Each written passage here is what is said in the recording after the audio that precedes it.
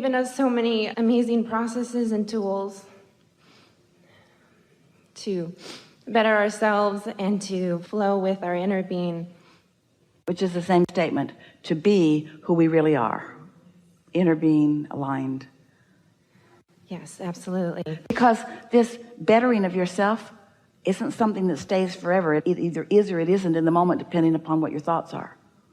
But what you're talking about is developing better and better of habits to hold yourself more consistently in that power.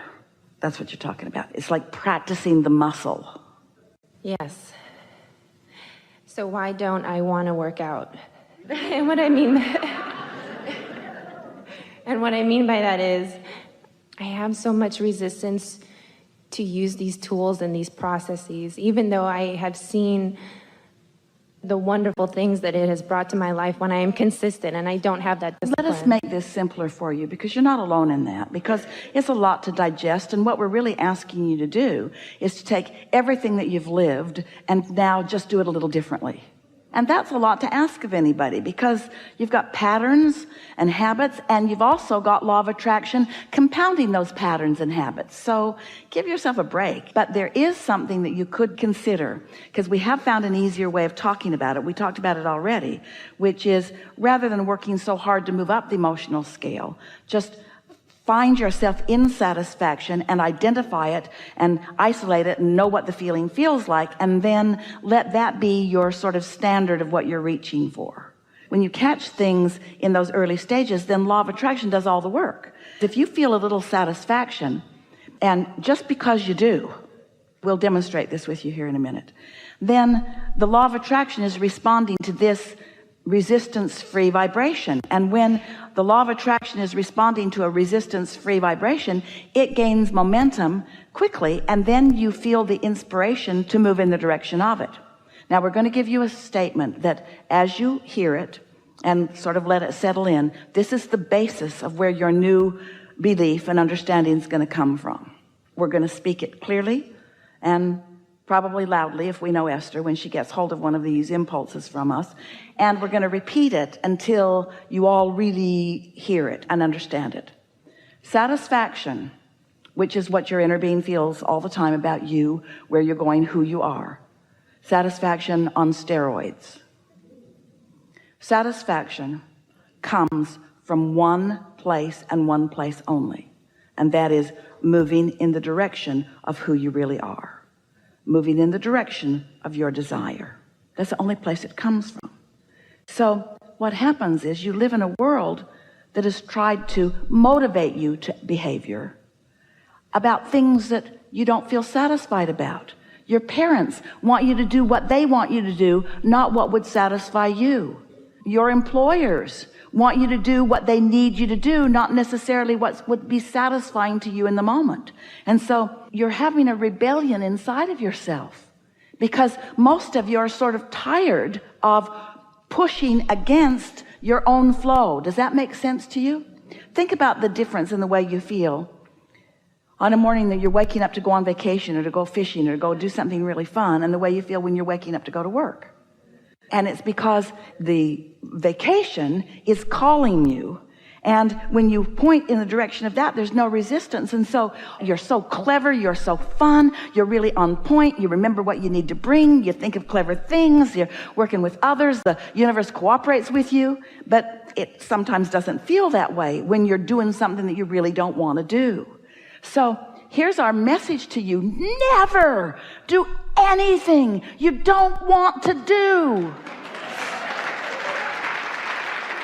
Because first of all, you're setting a bad example for the rest of the world.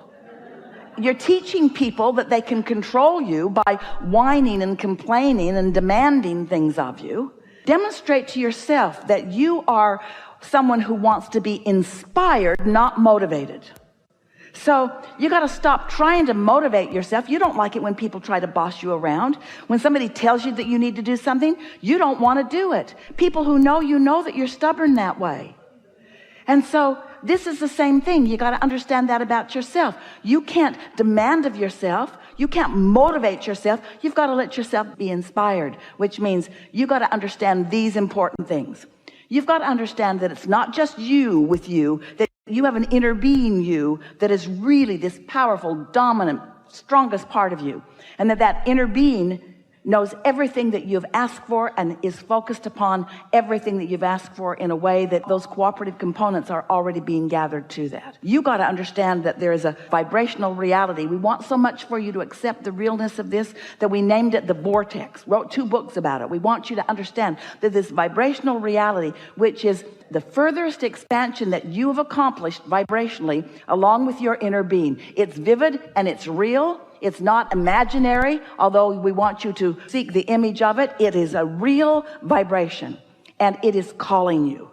And when you move in the direction of it, because you're not doing the opposite, because you're not doing that thing that holds you away from it, maybe because you meditated and so your mind is clear, maybe because you've been making a list of positive aspects so you're in tune with it, maybe because you're just in love with life right now. Doesn't matter what the reason is. But when you have no resistance, you will receive that inspiration that will call you forward, and you'll never again say, how can I make myself do something? As you listen to us, oh, we've got so many great ideas. We're so sure of ourselves. Esther stands here and expresses the clarity of what we have to say. And to most of you, or to most anyone who's looking at this for the first time, this just looks like somebody who really believes what they say and has some pretty good ideas, and it's just another opinion that might work, might not work. We get how there are so many voices in the world that are encouraging you in different ways to do different things. But this we know for sure. If you will accept that you are an extension of source energy, and you will accept that your source energy is aware of you and is calling you, and you will decide that you're going to meditate to allow yourself access to that. And so you do it. Maybe it takes a week or 2 or 3 before you really feel that you've allowed yourself that connection. And then an impulse occurs to you, an impulse. And by that we mean something that just feels good. For Esther, it's like, oh, I think I'll move the furniture around. And then she meets all kinds of people that day that were really meaningful to her. Or, oh, I think I'll stop over there and get gas. And then she meets something really significant. These are not blockbuster ideas usually. It's an idea about something that just feels good to you. But if it feels like a good idea, follow it. And then as it unfolds into something, as these thoughts are turning into things, you will have first-hand understanding about what alignment with source translates into your life, and you will trust your guidance. And then you will begin to say, I'm going to prime the pump by making sure that I'm satisfied as much as I can. And then I'm going to let the law of attraction and my vortex call it. And here's why. Step 1 is you're in contrast, and life tells you what you don't want and what you do want. So you've launched all these rockets and you've got this magnificent request. Source energy is all over all of that. In other words, your inner being is answering everything that you've asked for. Your inner being is all over it. When you ask, it is given. We're not kidding. Someone should write a book about that. So it's done. Step 3 is you meditate and get into the receiving mode. And step 4 is you've just done that so well that you've isolated what satisfaction feels like, and you don't have any question about it. And that's your guiding feeling. I want to feel satisfaction. And so you reach for it and you find it and you hold yourself steadily there. And then step 5 is you're so good at alignment that now you embrace the contrast that puts more in the vortex. You don't feel bad about more contrast because you know it's necessary for the expansion. So you stop second guessing yourself and you move in the direction of what feels good. And you never again try to motivate yourself to do anything. Thank you. May I ask one more question? Did you get that one? Did it make sense to you? Yes. Really? It will. When I listen to Well, we this don't want to again. put you on the spot. We wanted to settle in with you a little bit, because what we just said to you is most people can't hear us until they've really done that. And once you've done that, Esther spent a week or 2 after we began talking about satisfaction in this way, asking herself, what is that feeling of satisfaction that Abraham's talking about?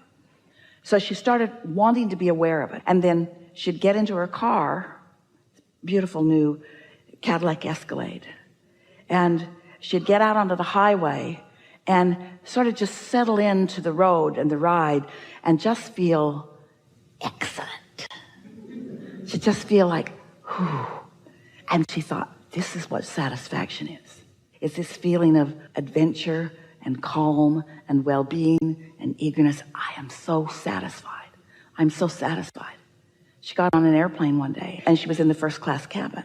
So she slipped into her seat and she thought, satisfied.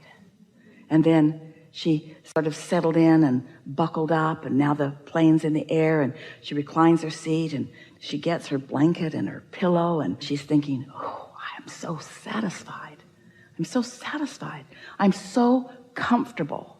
I'm so satisfied. This is just satisfying. And then a flight attendant came to her just as she was putting her sunglasses on and getting ready to snuggle in for a long winter's nap. And he handed her a bottle of water, and he said, I heated this for you in the microwave. I thought it might make you more comfortable. And Esther thought, wow. Well, first she thought, do I look old and feeble? And then she thought, oh, no, this is because I'm so satisfied that the universe is looking for other cooperative components to help me feel even more satisfaction.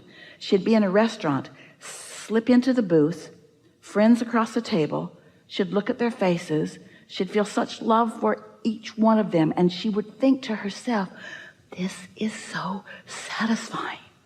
So satisfying. The fragrances in the air, and the leather that I'm sitting on, and the friends that I've gathered with, and the entire atmosphere of my life. It is so satisfying. And there are plenty of times to do that, but until you start doing it, identifying it, isolating it, milking it, finding the vibrational frequency of it, now you know what you're tuning to. You see what we're getting at?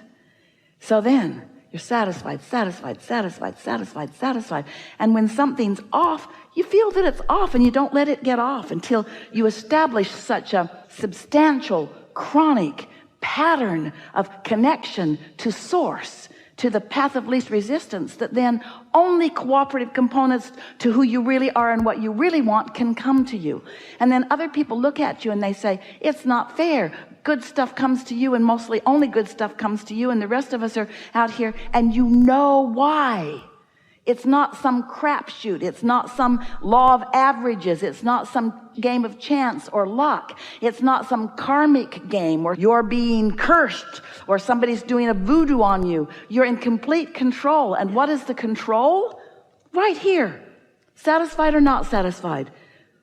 Before I push my car down the hill, I come to my senses and I find my alignment. And when that's what you do, next time we see you, you'll say, hi, Abraham, I don't do anything I don't want to do, but there's so many things I want to do. Having such a good time. All right, now we'll hear you. That was good, by the way.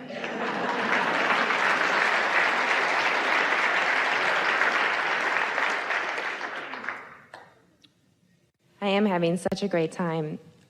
I swear I am. I want to elaborate on that with you and how that process works when you're co-creating with someone. I'm about to get married to the person that I feel like is the co-creator that I want for the rest of my life. We agree. Thank you. That's what that feeling of love is. That's you and your inner being in complete agreement on the subject at hand. Thank you. Yes, it's a great feeling. This is my third marriage. Yeah, that's good. Because that contrast built a vortex for you. Yes. And the cooperative components gathered, and you have the understanding of knowing. That's why you were thanking us. Your guidance system is letting you know that what you know is what you know. You got it right this time. You didn't get it wrong the other times, but the other times led to this.